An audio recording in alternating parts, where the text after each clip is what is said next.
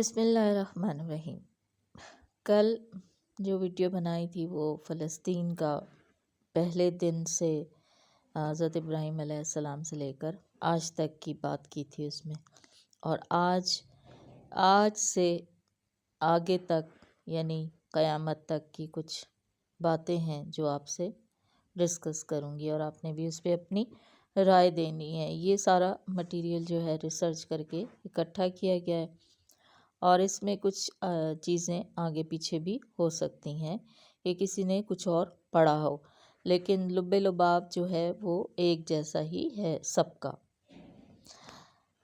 یعنی کہ امام مہدی کا ظہور عنقریب ہونے والا ہے۔ مفتی ابو لبابہ شاہ منصور نے کتاب الدجالیات میں حضرت دانیال علیہ السلام کی تختیوں کے حوالے سے لکھا ہے کہ یہودیوں کی ایک ریاست قائم ہوگی اور اس کے 50 سال بعد امام مہدی کا ظہور ہوگا۔ ظاہر سی بات ہے کہ 1946 سے 39 میں اسرائیل کی بنیاد ڈالی، لیکن 1973 میں جا کر اقوام متحدہ نے ملک کی حیثیت سے تسلیم کیا اور اس کے جھنڈے کو بھی تسلیم کیا، تو حقیقی بنیاد ملک اور ریاست کی حیثیت سے 1973 میں سمجھی جائے گی۔ اس لحاظ سے 2023 سال میں، مطلب جو یہ اب سال ہے، 50 سال پورے ہوتے ہیں، لہٰذا ممکن ہے کہ 2024 میں امام مہدی کا ظہور ہوگا۔ نیز نسائی میں جس غزوہ کی نشاندہی کی گئی ہے، جس میں امام مہدی کی ایک جماعت خراسان، جو کہ ڈاکٹر اسرار نے کافی علاقے اس میں بتائے ہیں، افغانستان اور مغربی پاکستان، ایران کے، وہاں سے نکل کر مشرقی علاقہ پر برسرِ پیکار ہوگی، تو حالیہ جو خبریں آ رہی ہیں اس کی پیش خیمہ ثابت ہو سکتی ہیں۔ اب بات کرتے ہیں دجال کے خروج کے آثار۔ قابل غور بات تو یہ بھی ہے کہ کرونا کا ڈرامہ بھی جو 2024 میں ختم کر دیا جائے گا، اس پر باقاعدہ 24 نیوز والوں نے ایک لمبی ڈیبیٹ کی ہے، اور ملک بھارت میں ہندو راشٹر کا آفیشیل اعلان بھی غالباً اسی سال ہوگا، اور اس سے ایک سال قبل یعنی 2023 میں ترکی پہ سے پابندیاں ہٹا لی جائیں گی، جس کا واضح مطلب یہ ہے کہ ترکی پر جنگ مسلط کر دی جائے گی، جس کے نتیجے میں قسطنطنیہ، پرانا نام، کفار کے قبضے میں جا سکتا ہے۔ اور سعودی بادشاہ کی وفات کی روایت بھی یہ رہی ہے کہ 90 سال کے آس پاس فوت ہو جاتے ہیں، اور اس وقت موجودہ بادشاہ شاہ سلیمان کی عمر 86 سال سے زائد ہے۔ ممکن ہے 24-25 تک جو ہے وہ ان کا اللہ تعالیٰ کے حکم سے جو بھی ہو، اور خلافت عثمانیہ کے سقوط کے 100 سال بھی 2023 تک پورے ہو رہے ہیں۔ نیز ایک عرب عالم ہیں شیخ صادق مغلسی المرانی، انہوں نے 24 کے قریب ہی ظہور مہدی امام علیہ السلام کی بات کہی ہے۔ حاصل یہ نکلا کہ امام مہدی کے لحاظ سے یہ 2 سال یعنی 2024 اور 2025 کافی اہم ہیں۔ ایک بات بڑی فکر میں ڈالنے والی یہ بھی ہے کہ امت کے مختلف قسم کے گروہ امام مہدی کو تلاش بھی کر رہے ہیں۔ ہمارے پاس ایک یہ بات بھی ہے جو خبر ہمیں ملی ہے کہ مختلف جہادی تنظیموں کے فکر مند لیڈران اس وقت بڑے فکر مند ہیں کہ امام مہدی کی قیادت میں ساری دنیا میں جہاد شروع کیا جائے، اور وہ اس کے لیے ان کی تلاش میں ہیں۔ کافی دن پہلے کسی صاحب نے بتایا تھا کہ پاکستان کے پیر ذوالفقار احمد نقشبندی صاحب نے حرم میں بیٹھ کر قسم کھا کر یہ بات کہی تھی کہ امام مہدی کا ظہور 2025 تک ہو جائے گا، اور وہ ہر سال اسی تلاش میں جاتے ہیں کہ کسی طرح انہیں پہچان سکیں۔ ایک بات اور، مولانا سجاد نعمانی صاحب کا ایک بیان ہے جس میں حضرت نے سورہ کہف کی تفسیر کرتے ہوئے بڑا عجیب نکتہ پیش کیا ہے۔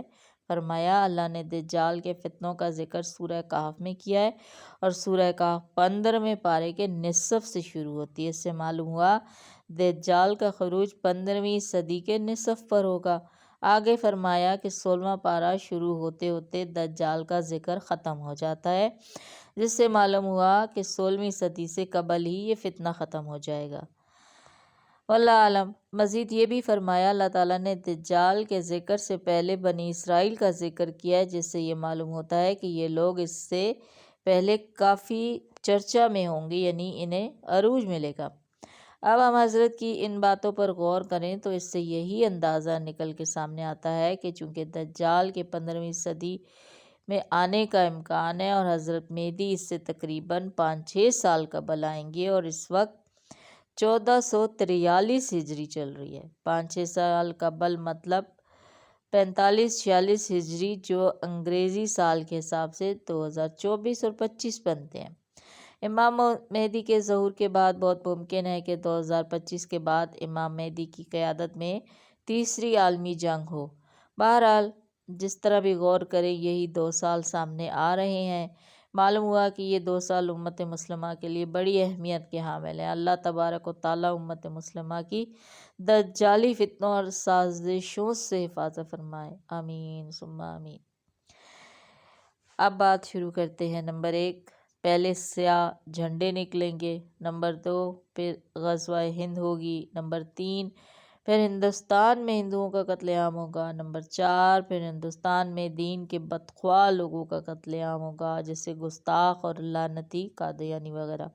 نمبر 5، پھر تیسری جنگ عظیم شروع ہوگی۔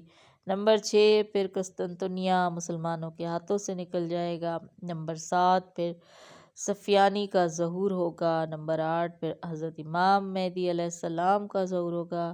نمبر 9، پھر سفیانی کا لشکر حضرت امام مہدی سے لڑنے چلے گا تو مکہ مدینہ کے درمیان مقام بیضا پر زمین میں دھنسا دیا جائے گا۔ نمبر 10، پھر بنو کلب کا لشکر امام مہدی کے ہاتھوں شکست کھائے گا، جس کو لوٹنے کا حکم رسول اللہ نے دیا ہے۔ 11، پھر مشرق سے سیاہ جھنڈے عرب کی طرف طوفان بھر کر اٹھیں گے۔ عرب کو بچانے کے لیے سارے یہودی نیوی میدان میں آئے گی اور سیاہ جھنڈوں کے ہاتھوں بری طرح تباہ ہوگی۔ نمبر 12، پھر حجاز مقدس کا محاصرہ توڑنے کے لیے خلیج فارس کے نزدیک سیاہ جھنڈے دجالیوں سے بڑا زبردست معرکہ لڑیں گے اور محاصرہ توڑ دیں گے۔ نمبر 13، پھر یہ لشکر امام مہدی علیہ السلام کی بیعت کے لیے آگے بڑھے گا اور رستے میں نجد شہران کی طوفانی یلغار کی لپیٹ میں آ جائے گا۔ نمبر 14، پھر یہ لشکر امام مہدی کے ہاتھ پر بیعت کرے گا۔ نمبر 15، پھر یہ عربوں سے خزانہ طلب کریں گے، وہ دینے سے انکار کریں گے۔ پھر یہ سیاہ جھنڈے والوں کے ہاتھوں بری طرح قتل ہوں گے۔ ان کے قتل عام کے دوران سیاہ جھنڈے عرب کی ریت کو عربوں کے خون سے تر کر دیں گے۔ اس خوفناک قتل عام کا ذکر اکثر احادیث مبارکہ میں بھی ملتا ہے۔ یہی وجہ ہے کہ عرب بہت کم رہ جائیں گے۔ نمبر 16، پھر عرب بھاگ کر مکہ اور مدینہ میں بنا لیں گے اور اپنی جان بخشی کے لیے خزانہ دینا چاہیں گے، لیکن سیاہ جھنڈے والے لینے سے انکار کر دیں گے۔ نمبر 17، پھر سیاہ جھنڈوں کی اگلی یلغار کا نشانہ مصر بنے گا، جس کا ذکر احادیث میں ملتا ہے۔ پھر ایران کی باری آئے گی، لیکن ایران اطاعت قبول کر لے گا۔ نمبر 18، پھر رومی اپنے وہ لوگ جو اسلام قبول کر چکے ہوں گے واپس مانگیں گے۔ نہ دینے پر رومیوں کے 80 جھنڈے سیاہ جھنڈوں سے لڑنے کے لیے نکلیں گے۔ ہر جھنڈے تلے 60,000 رومی ہوں گے۔ ان کی اتنی تعداد دیکھ کر سیاہ جھنڈوں میں سے 1/3 جنگ سے بھاگ جائیں گے، جن کی توبہ اللہ کبھی قبول نہیں کرے گا۔ پہلے دن مسلمان ایک جماعت کو لڑنے بھیجیں گے، ساری جماعت شام تک شہید ہو جائے گی۔ پھر چوتھے دن تمام اہل اسلام جو کہ سیاہ جھنڈے والے ہی ہوں گے مل کر رومیوں پر حملہ آور ہوں گے۔ پھر وہ ایسی جنگ کریں گے کہ تاریخ انسانی میں پہلی کسی قوم نے ایسی جنگ نہ دیکھی ہوگی۔ پھر فرمایا کہ وہ ایسی جنگ ہوگی کہ رومیوں پر اللہ تعالیٰ شکست مسلط کر دے گا۔ پھر مسلمان یعنی سیاہ جھنڈے ان کا قتل عام کریں گے۔ اس جنگ کے بعد آدھے سے زیادہ لشکر آرمینیا کی طرف جائے گا۔ سیاہ جھنڈے آرمینیا پر آندھی طوفان اور بلا بن کر نازل ہوں گے اور آرمینیا کو وہ تباہی دیکھنی پڑے گی جس کے سامنے بابل اور نینوا اور بغداد کے قصے بھی ہچ ہوں گے۔ اس کا ذکر بھی حدیث مبارکہ میں ہے۔ لشکر وہاں سے ہوتا ہوا امام مہدی سے مل کر قسطنطنیہ کا محاصرہ کر لے گا۔ اللہ سیاہ جھنڈوں کی جہاد کا صلہ یہ دے گا کہ ان کے نعروں سے ہی قسطنطنیہ فتح ہو جائے گا۔ پھر سیاہ جھنڈوں کا کچھ لشکر یورپ کی طرف نکلے گا، اور جب یہ یورپ کی دہلیز پر پہنچے گا تو پورے یورپ میں کہرام مچ جائے گا۔ لیکن یہ خبر بھی پہنچ جائے گی کہ دجال نکل آیا ہے۔ پھر یہ لشکر وہاں سے انتہائی تیزی سے واپس آئے گا، ان کی رفتار انتہائی تیز ہوگی۔ احادیث مبارکہ کے مطابق یہ بڑا ہی سخت امتحان ہوگا، انتہائی سخت وقت ہوگا۔ جو کوئی تھوڑا آرام کا وقت نکالنے میں کامیاب ہوگا وہی طاقتور تصور کیا جائے گا۔ آتے ہی عرب میں وہ رومی جو دجال سے ملے ہوں گے ان پر 3 جگہوں سے شب خون مار دیں گے، اور ان میں سے کوئی بھی بچ کر واپس نہ جائے گا۔ پھر مسلمان دیکھیں گے کہ حضرت عیسیٰ علیہ السلام تشریف لائیں گے، اور دجال انہیں دیکھ کر پانی میں نمک کی طرح پگھلے گا۔ پھر وہ وہاں سے بھاگے گا اور مقام لط پر حضرت عیسیٰ کے ہاتھوں قتل ہوگا۔ پھر یہودیوں کا سیاہ جھنڈے والے قتل عام کریں گے۔ یہی وہ وقت ہوگا جب مومنین مشرق سے لے کر مغرب تک فتوحات کے جھنڈے لہرا رہے ہوں گے، اور اللہ نے صورت بنی اسرائیل میں جو وعدہ فرمایا تھا پورا ہوگا، یعنی کفر و سرکشی کرنے والی کوئی بھی ہستی ایسی نہیں جسے ہم روز قیامت سے قبل ہی تباہ و برباد نہ کر دیں۔ پھر حضرت عیسیٰ علیہ السلام کا حکم ہوگا کہ کوہ طور پر جا کر قلعے بند ہو جائیں۔ یاجوج ماجوج نکل کر فتنہ عظیم پھیلائیں گے۔ اللہ تعالیٰ ان پر اپنا قہر نازل کرے گا، اور ان پر نفع نامی کیڑا لگ جائے گا اور ہلاک ہوں گے۔ پھر 7 سال تک مسلمان امن امان سے رہیں گے۔ امن اتنا زیادہ ہوگا کہ بچہ شیر کو بھگا دے گا، جہاد ختم ہو جائے گا، تلواریں درانتیاں بن جائیں گی، شیطانیت تباہ ہو چکی ہوگی، اور شیطان کو جو قیامت تک کی مہلت دی تھی ختم ہو جائے گی۔ پھر ایک نرم ہوا چلے گی جس سے دنیا میں اسلام ختم ہو جائے گا۔ اب حبشی دنیا پر حکومت کریں گے اور نفس کی حکمرانی ہوگی۔ ایک حبشی ٹیڑھی پنڈلی والا، نیلی آنکھوں والا اور ٹھینگا خانہ کعبہ کو گرا دے گا، پھر پتھر سمندر میں پھینک دے گا، غلاف جلا دیا جائے گا اور خزانہ گھر لے جائے گا۔ پھر قیامت مرحلہ وار شروع ہوگی اور تمہارے رب کے وعدے کا وقت آ جائے گا۔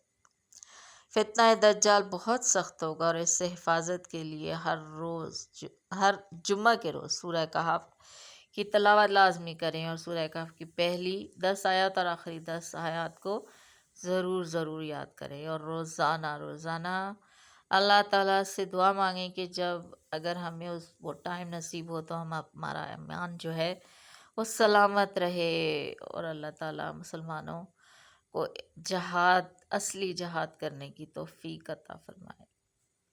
کوشش کریں کہ یہ باتیں دوسروں تک بھی پہنچائیں، کیونکہ اس کو اکٹھا کرنے میں کافی مجھے ٹائم لگا ہے، اور معلوم نہیں قیامت کب آ جائے، کوئی پتہ نہیں، اور جس کی زندگی ختم ہو جاتی ہے اس کی تو قیامت شروع ہو جاتی ہے، اس کا تو قبر کا کام شروع ہو جاتا ہے۔ اس لیے ہمارے پاس جتنا بھی ٹائم ہے ہمیں کوشش کرنی چاہیے، اور غور و فکر کرنا چاہیے، اور اپنی آنے والی نسل کو اس فتنے کے بارے میں بتانا چاہیے، آگاہ کرنا چاہیے کہ آنے والے وقت میں انہیں کس قسم کی تیاری کرنی ہے، اور انہوں نے بھی اپنی آنے والی نسل کو کیا بتانا ہے، اور انہوں نے کیا تیاری کرنی ہے، کیونکہ ہماری اولاد کس طرف جا رہی ہے اور کیا ہو رہا ہے، ہم سب اس سے بہت پریشان ہیں۔ تو ہمیں وقت سے پہلے ہی اس سب باتوں کی تیاری کرنی چاہیے۔ جزاک اللہ خیرہ۔